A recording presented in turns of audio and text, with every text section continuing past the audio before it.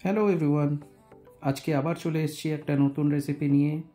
Very special dhaba style egg কারি।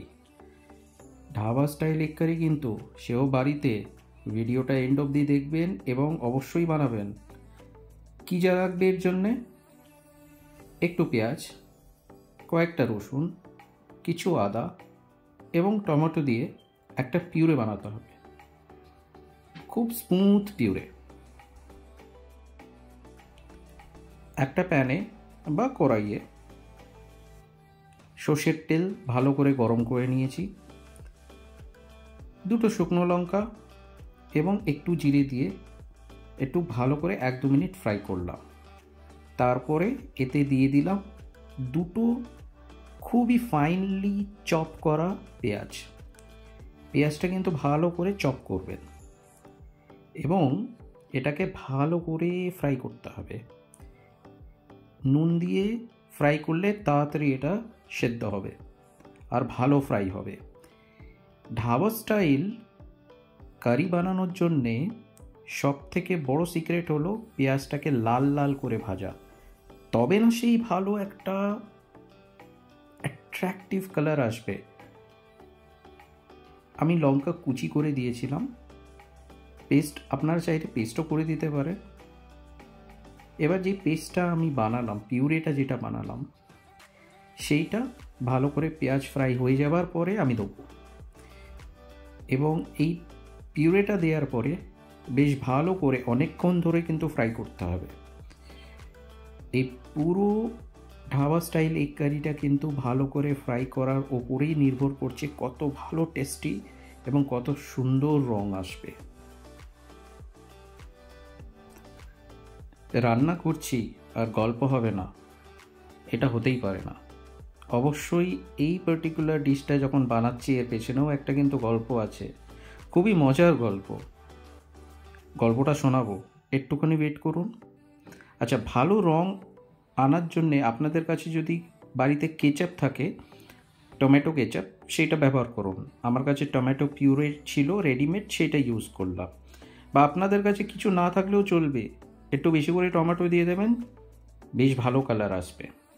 এবার মশলা: কাশ্মীরি লাল লঙ্কার গুঁড়ো, হলুদ গুঁড়ো, একটুখানি গরম মশলা এবং অনেকটা ধনে গুঁড়ো। এবং এই অনেকটা ধনে গুঁড়ো কিন্তু অতি অবশ্যই লাগবে এখানে।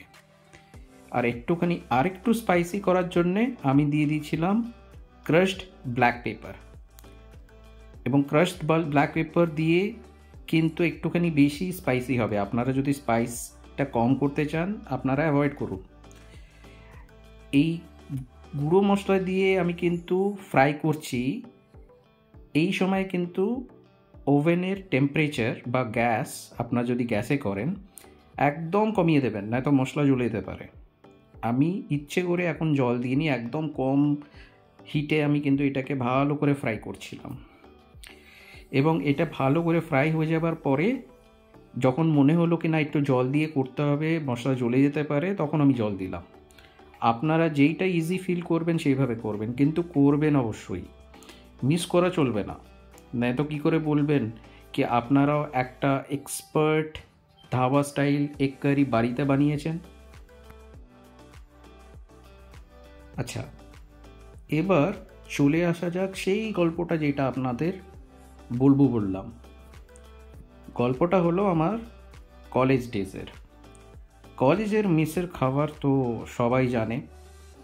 আপনারা যারা কলেজ হোস্টেলে থেকেছেন আপনারা কমেন্টে জানান কি আপনাদের মেসের খাবার কেমন ছিল।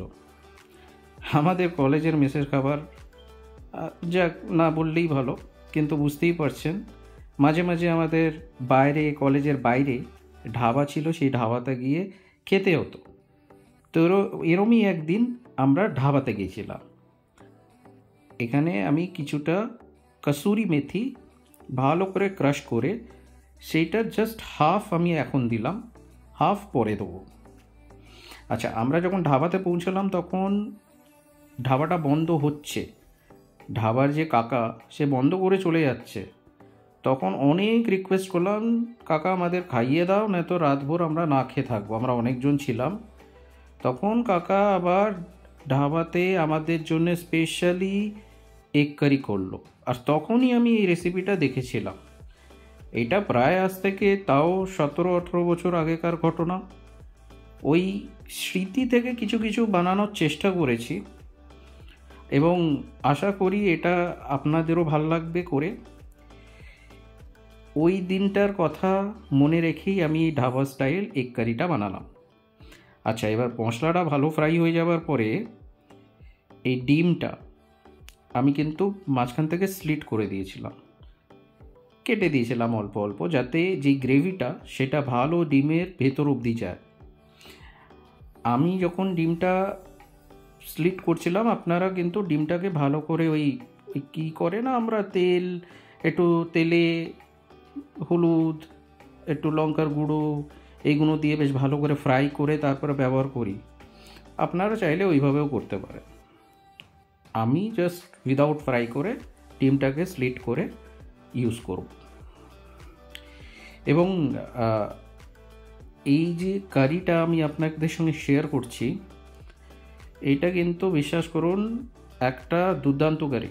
এইটা কিন্তু এগের জায়গায় আপনারা অন্য কিছু দিয়েও বানাতে পারেন।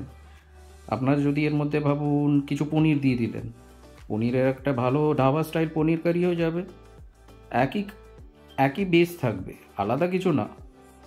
ধাবাতে কি হয়, ওরা আলাদা করে মশলা বানিয়ে রাখে, ওর মধ্যেই কখনো পনির দিয়ে দিল, পনির ধাবা স্টাইল পনির কারি হয়ে গেল, ডিম দিয়ে দিল, ডিম কারি হয়ে গেল। আমরা ডিম কারি করলাম। তো এই যে ডিম কারির মধ্যে এই যে সিক্রেট, এটা একটা সিক্রেট। কিন্তু কি সিক্রেট, আমি কি দিচ্ছি, আমি অল্প আদা, অল্প রসুন আর অল্প টমেটো ছোটো ছোটো করে কেটে কিন্তু লাস্টে দিয়ে দিলাম, একদম নামানোর বলতে পারেন 2-3 মিনিট আগে, যাতে গোটা গোটা থাকে। ওই যে কাসুরি মেথি হাফ আমি রেখে দিয়েছিলাম, সেইটা এখন দিয়ে দিলাম, আর অনেকটা ধনেপাতা দিলাম।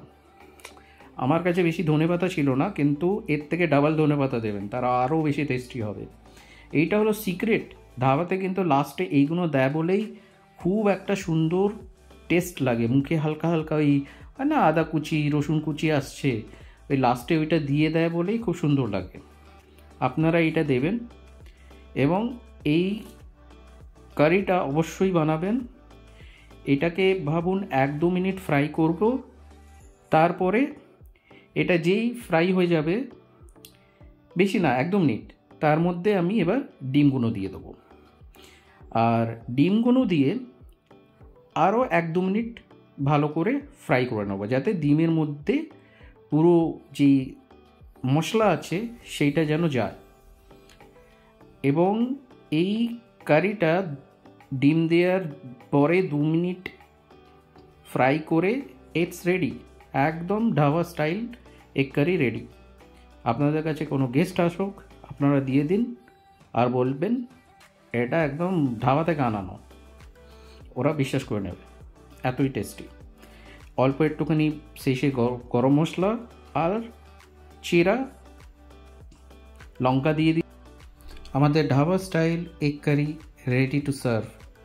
পরোটা, রুটি, গরম গরম ভাত সবার সঙ্গে ভাল লাগবে। অবশ্যই বানাবেন আর আমাদের জানাবেন কেমন লাগলো। লাইক, শেয়ার, সাবস্ক্রাইব করতে ভুলবেন না, শেয়ার করে দিন। আবার একটা নতুন রেসিপির সঙ্গে আমরা চলে আসবো। Till then, bye by.